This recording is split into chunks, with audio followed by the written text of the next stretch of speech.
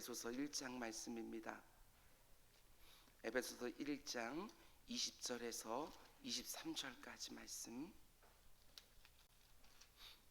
신약성경 311페이지에 있습니다. 에베소서 1장 20절에서 23절까지 말씀, 우리 한 절씩 교독하겠습니다. 그의 능력이 그리스도 안에서 역사하사 죽은 자들 가운데서 다시 살리시고 하늘에서 자기의 오른편에 앉으사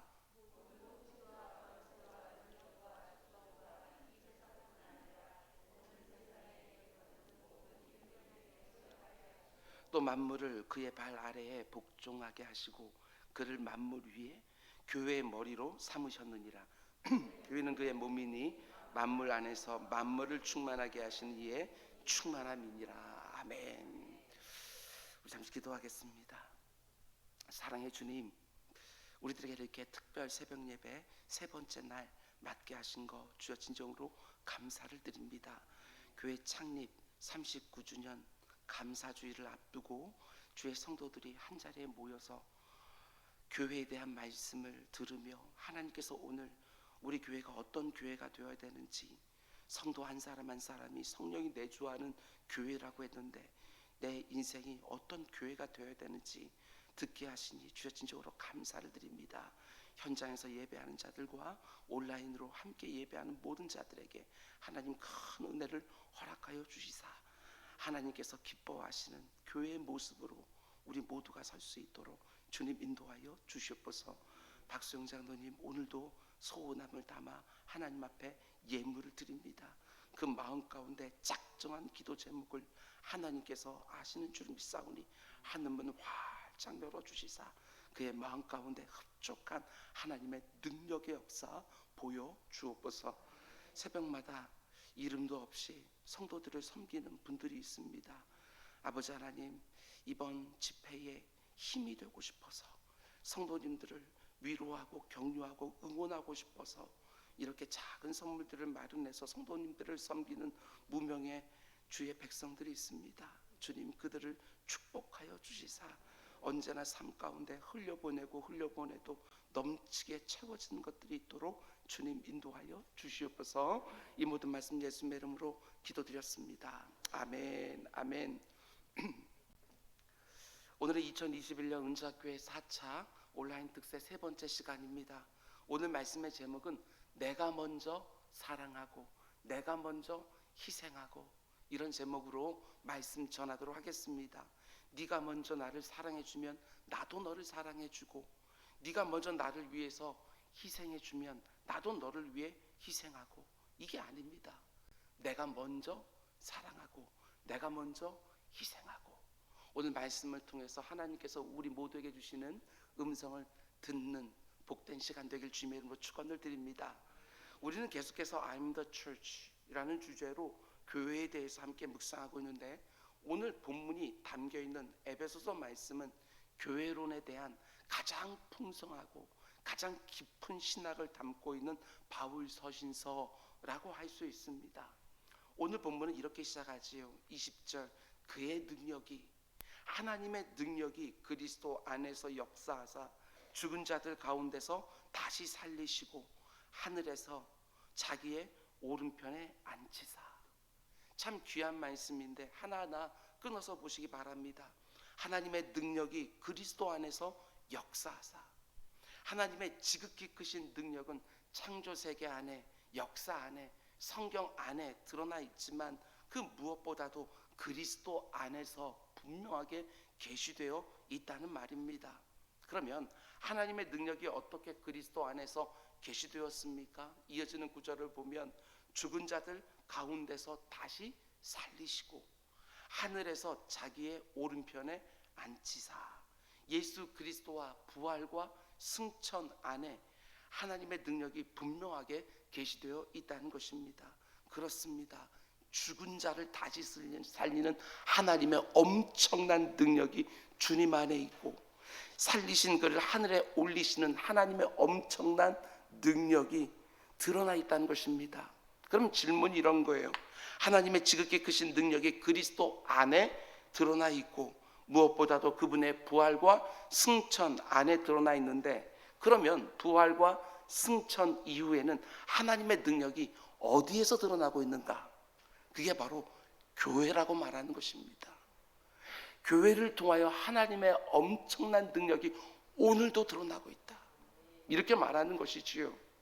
교회라고 하면 건물로서 공동체로서 교회만 말하는 것이 아니라 성도 한 사람 한 사람, I'm the church, 내가 바로 그 교회 아닙니까? 하나님의 능력이 공동체로서의 교회를 통하여 나타나는 것이고, 성도 한 사람 한 사람을 통하여 그 능력이 드러난다고 사도 바울은 분명하게 말하고 있습니다. 잘 생각해 보면 부활하시고 승천하신 예수님이 이 땅에 남기신 것은 거의 없습니다. 스스로 책 한 권 쓰신 적 없고, 집이나 땅을 남기지도 않으셨습니다. 어떤 왕조를 이 땅에 남기신 것도 아니지요. 예수님이 이 땅에 남기신 것은 오직 자신을 따르던 제자들이고, 그 제자들을 통해서 교회를 남기신 것입니다. 그리고 주님은 자신의 영광과 하나님 나라의 미래를 전적으로 그 제자들과 교회에 위임하셨다는 것입니다. 여러분, 이게 어떻게 생각되십니까? 오늘날 교회들과 또 우리들의 모습을 잘 알고 있는 저는 이렇게 말할 수밖에 없습니다. 우리 주님이 너무나 위험천만한 모험을 하신 게 아닐까? 아니, 어떻게 이렇게 형편없는 우리들에게 하나님께서 이 땅의 교회들을 다 보시고 아시는데, 그런 교회들 안에 자신의 영광과 하나님의 나라의 미래를 다 위임하실 수가 있을까? 이게 감당이 잘 되질 않습니다. 그러나 예수님은 이 땅의 교회를 세워주시고, 그리스도의 손으로, 그리스도의 발로, 그리스도의 입으로, 그리스도의 귀로, 그리스도의 눈으로, 그리스도의 심장으로 사용하기를 원하셨다는 것입니다. 그래서 신학자들은 교회를 가리켜서 성육신의 연장, 이렇게 표현합니다. 참 기가 막힌 표현을 사용했던 것을 보게 되어집니다. 교회는 성육신의 연장이다. 교회를 자신의 손과 발과 입과 귀와 심장으로 사용하시는 것이지요. 예수님이 교회라는 모습으로 이 땅에 오늘날도 임재하신다는 것입니다. 근데 저는 이런 생각이 들었습니다.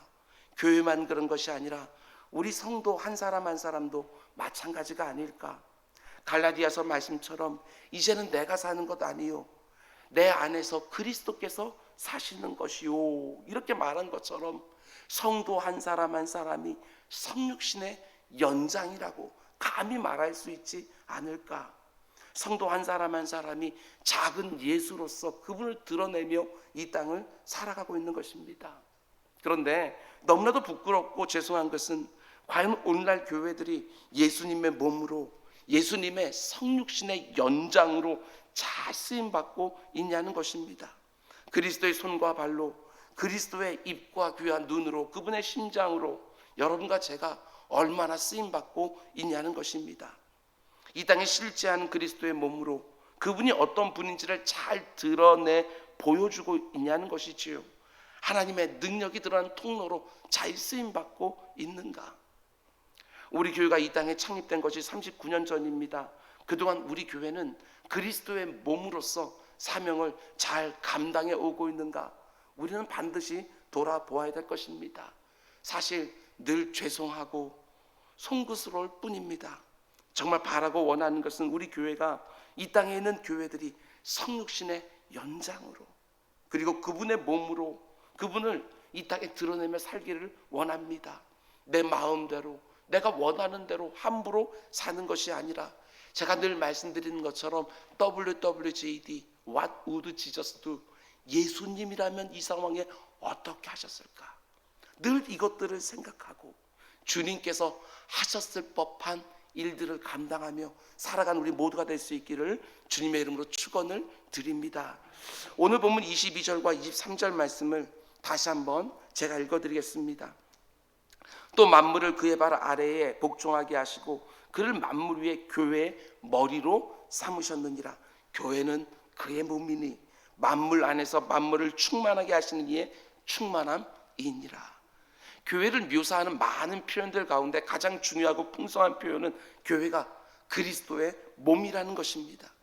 그리고 예수님은 그 교회 머리가 되신다. 담임 목사가 머리 아닙니다. 당회원들이 머리가 아닙니다. 공동의회도 머리가 아닙니다. 헌금을 많이 하는 사람도, 누구보다 열심히 봉사하는 사람도, 목소리가 큰 사람도 머리가 될 수 없습니다. 오직 예수 그리스도가 교회의 머리라고 성경은 분명하게 말해줍니다. 여러분 믿으십니까?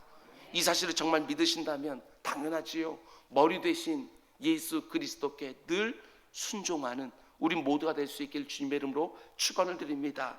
근데 오늘날 많은 교회들이 어떨 때가 많습니까? 머리이신 그리스도에 의해 움직이지 않고 제멋대로 움직이는 경우가 너무나도 많습니다. 그러다 보니까 어떤 결과가 생기느냐?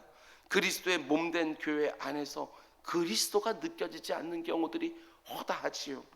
그래서 많은 사람들이 교회에 실망하고 교회를 떠나는 일들이 빈번하게 나타나고 있는 것이 아닐까.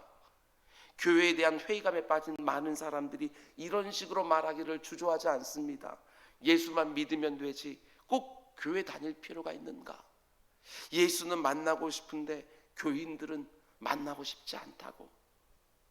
그러면 이런 상황에서 우리는 이 땅에 있는 눈에 보이는 교회들을 어떻게 바라봐야 되는가? 분명한 것은 잘 들으시기 바랍니다.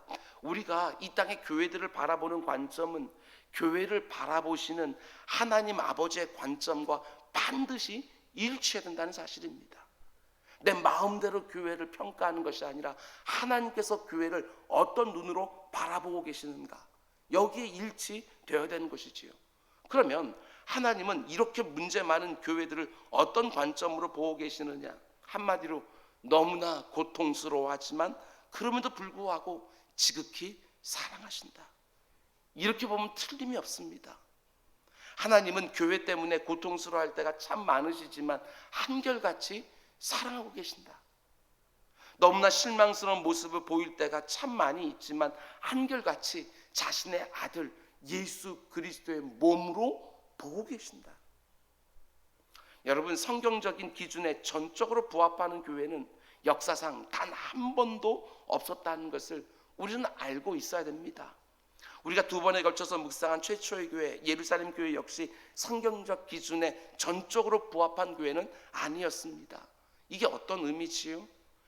교회가 아무리 불완전하게 보인다 할지라도 절대로 떠나면 안 된다는 것입니다. 이 세상에 존재했던 교회들 가운데 속에 전적으로 성경에 부합하는 교회가 단 한 번도 없었다고 한다면 지금 내 눈에 보이는 교회가 아무리 불완전해 보인다 할지라도 떠나는 것은 안 된다, 이렇게 말하는 것이지요. 하나님이 버리지 않으신 교회를 내가 버리면 안 된다는 것이지요. 아니, 하나님도 참아주시는데 내가 얼마나 의롭고 거룩하다고 교회를 욕하며 버리겠냐는 것입니다. 여러분, 신앙생활이라는 것은 개인적인 종교활동이 아닙니다. 공동체로서의 부르심입니다. 중요한 부분이지요. 그러므로 아무리 불완전해 보이고 실망스럽고 때로는 부대낀다 할지라도 교회를 떠나면 안 되는 것입니다. J.R. 파월스라고 하는 소설가가 쓴 책을 보면 교회에 대해서 이런 식으로 말하는 것을 보게 되어집니다. 이 큰 배는 낡아서 삐걱거리고 이리저리 흔들린다네. 그래서 멀미를 할 때도 있지. 하지만 이 배는 목적지까지는 분명히 간다네. 언제나 그랬고 앞으로도 영원히 그럴 걸세. 저는 매우 적절한 표현이라고 생각을 했습니다. 교회를 바라보는 여러분과 저의 시각이 어떠해야 되는지 아주 정확하게 보여준 것이지요. 이 땅에는 교회들은 때로는 멀미를 일으킬 만큼 우리를 실망시킬 때가 실제로 있습니다. 여러분들도 경험하신 적이 분명히 있을 것입니다. 지난 39년 동안 은자교회라는 이 배에 승선하여 오늘까지 오면서 때때로 멀미를 느끼신 적도 분명히 있었을 것입니다. 그럼에도 불구하고 이 땅의 교회들을 통해서 하나님이 자신의 목적을 이루어가고 계시고, 이 땅의 교회들을 통해서 하나님은 자신의 목적지까지 수많은 백성들을 이끌고 가실 것입니다. 언제나 그랬고 앞으로 주님 오실 때까지도 그러할 것입니다. 이걸 믿고 교회를 개혁해 가는 것이지요. 여러분, 이 땅에 있는 교회들에게 분명히 문제들이 많이 있지만 여전히 주님의 몸된 교회입니다. 주님을 사랑하는 마음이 그분의 몸된 교회를 끝까지 아끼고 사랑하는 마음으로 꼭 드러나기를 주님의 이름으로 축원을 드립니다. 우리가 너무 잘 아는 부분이지만 이 새벽에 다시 한번 말씀드리려고 합니다.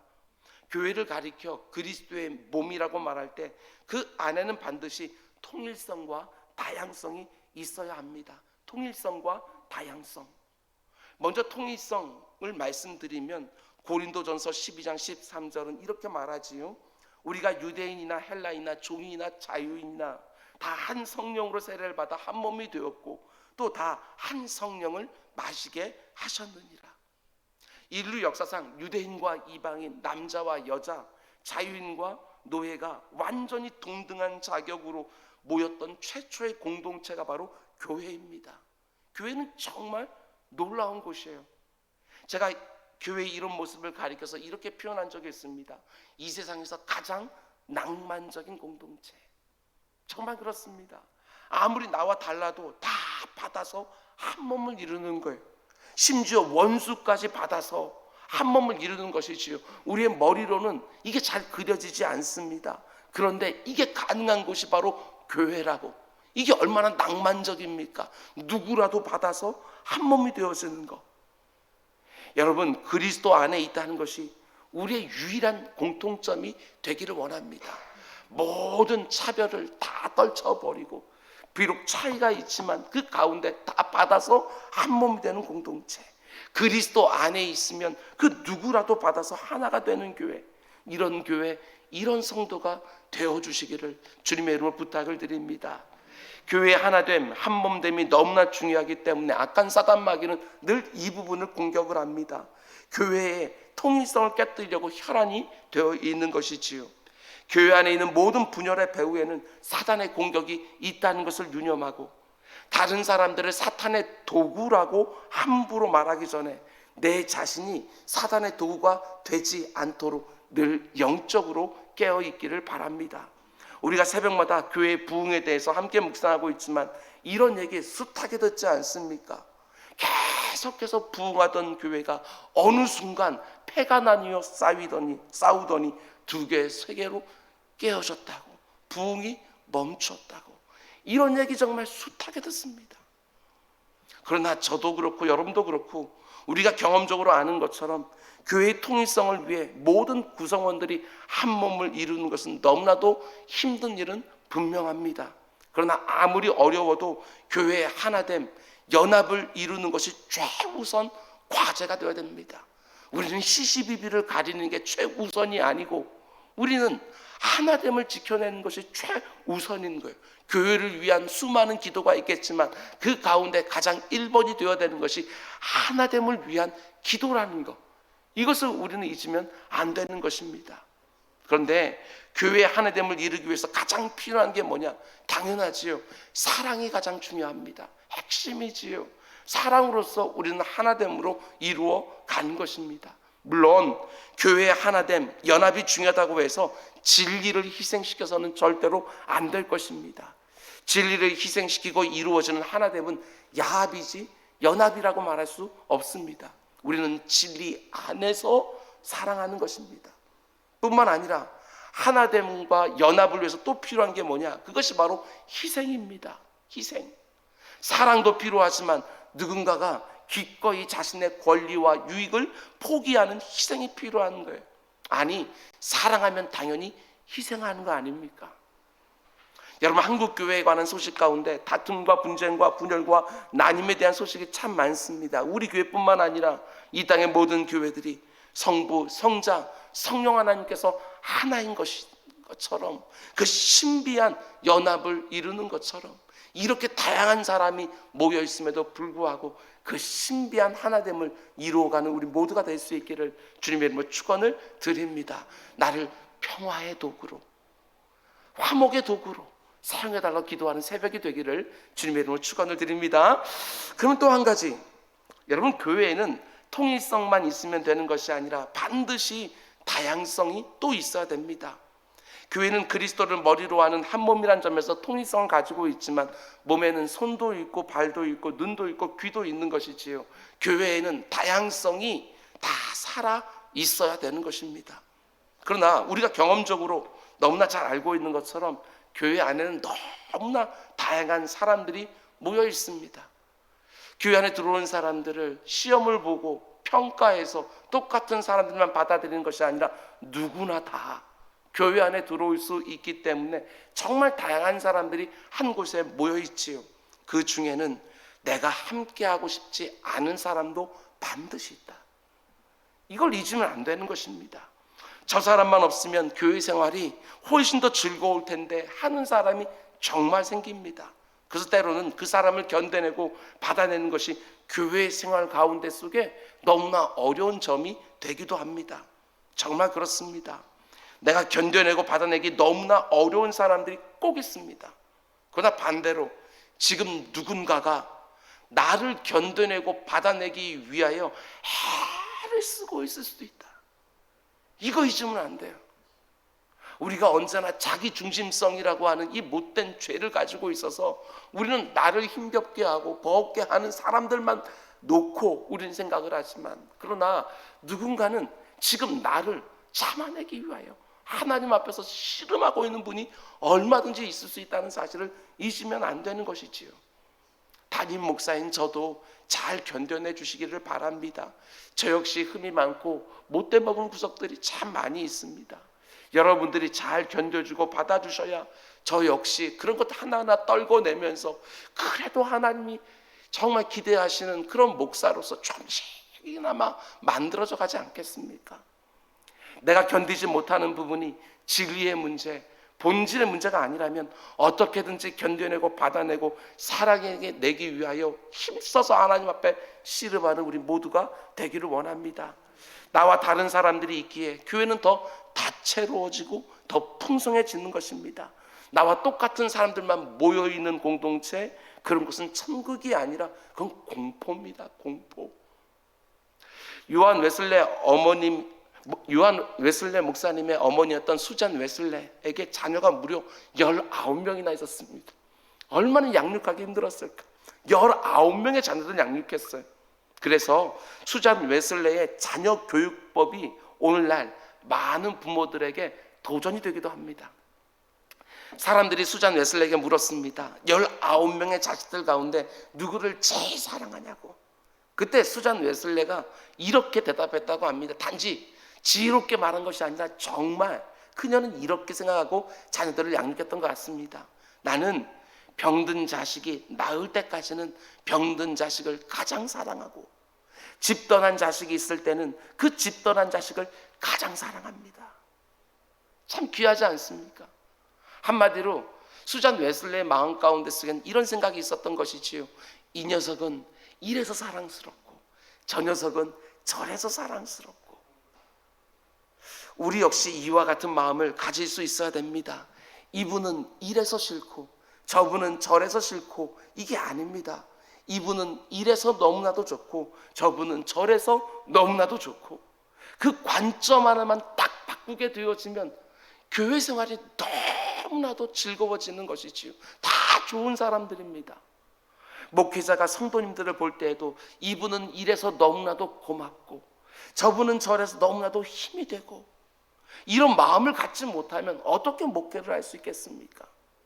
다시 한번 말씀드립니다. 너무나 다른 사람들이 한 몸을 이루고 있기 때문에 교회가 그만큼 다채로워지는 것입니다. 서로가 서로를 바라보면서 그 다른 점을 성가셔하는 것이 아니라 오히려 감사하면서 서로를 풍성하게 누리는 우리 모두가 될 수 있길 주님의 이름으로 축원을 드립니다. 이 교회 담임 목사로서, 이 시대를 섬기는 목회자의 한 사람으로서 여러분 모두에게 간곡하게 권면을 드립니다. 다른 사람들을 꼭 은혜의 눈으로 봐주십시오. 은혜의 눈으로. 언제나 하나님 앞에 나아가 나를 은혜의 눈으로만 봐달라고 떼쓰는 것들이 아니라 나 역시 하나님께 내가 정말 바라는 것을 먼저 다른 사람들 향하여 은혜의 눈으로 바라보는 것, 이게 얼마나 소중한지 모릅니다. 서로를 은혜의 눈으로 바라보는 남편과 아내, 정말 한 몸을 이루지 않겠습니까? 서로를 은혜의 눈으로 바라보는 부모와 자녀, 정말 가정천국 누리지 않겠습니까? 서로가 서로를 은혜의 눈으로 바라보는 교회가 건강한 교회가 될 것입니다. 참 유명한 베스트셀러 작가죠, 필립 얀시가 자신이 어린 시절에 다녔던 교회를 회상하면서 이런 글을 써놓았습니다. 잘 들어보십시오. 내가 어렸을 때 다녔던 교회에는 늘 뒤에서 잠들어 있던 술주전뱅이가 있었습니다. 햇볕 좋은 날이면 어김없이 깜빡깜빡 졸던 아주머니도 있었습니다. 값비싼 민끝털로 차려입고 얌전하게 예배를 드리던 부자 할머니도 있었고, 민끝털 대신에 언제나 수북하게 빠져나왔던 코털이 있던 아저씨도 있었습니다. 너무나 다채로운 사람들이 한 교회에 있었다고 교회 다양성을 이렇게 유쾌하게 표현해 놓았습니다. 값비싼 민끝털을 입은 할머니, 코털이 수북하게 빠져나온 아저씨, 너무나 유쾌하게 교회 다양성을 표현해 놓은 것입니다. 교회 안에 이런 유쾌한 다양성이 있어야 됩니다. 획일적이지 않지만 통일적이며 차별은 없지만 차이는 존중하는 공동체, 너무나도 중요하지요. 이런 모습이 될 때 그 교회의 역동성이 생기게 되어지는 것입니다. 서로의 다름을 유쾌하게 바라볼 수 있는 우리 모두가 되었으면 좋겠습니다. 그 뾰족뾰족한 것 하나하나 다 끄집어내서 정죄하는 것들이 아니라 유쾌하게, 그분은 그래서 좋고 저분은 저래서 좋고 하는 이런 우리들의 모습이 있길 주님의 이름으로 축원을 드립니다. 말씀 맺겠습니다. 여러분, 교회는 그리스도의 몸입니다. 이게 얼마나 영광스러운 표현인지 모르겠어요. 저와 여러분이 어떤지 하나님이 다 보시고 아시는데 자신의 몸이라고 이렇게 말씀해 주시는 것입니다. 그런 영광스러운 모습을 오늘날 교회들과 성도들이 잘 주고 있는지 생각하면 정말 답답하게 안타까울 때가 참 많이 있습니다. 교회가 지금까지 어떤 모습이었고 지금 어떤 모습인지 생각하는 것, 그것도 물론 중요하겠지만 여러분, 오늘부로 그것들은 다 흘려보내십시오. 교회가 어떤 모습이었는지 지금 어떤 모습인지 이건 좀 흘려보내시고 우리가 앞으로 어떤 교회가 되어가야 될지 이것만큼 우리가 똑같은 마음을 갖기를 원합니다. 그리스도의 몸으로 그리스도를 보여주는 교회가 되게 하소서. 하나님의 성전으로 하나님이 어떤 분인지 드러내는 성전이 되게 해주십시오. 걸음마를 배울 때 넘어지는 것을 피할 수가 없습니다.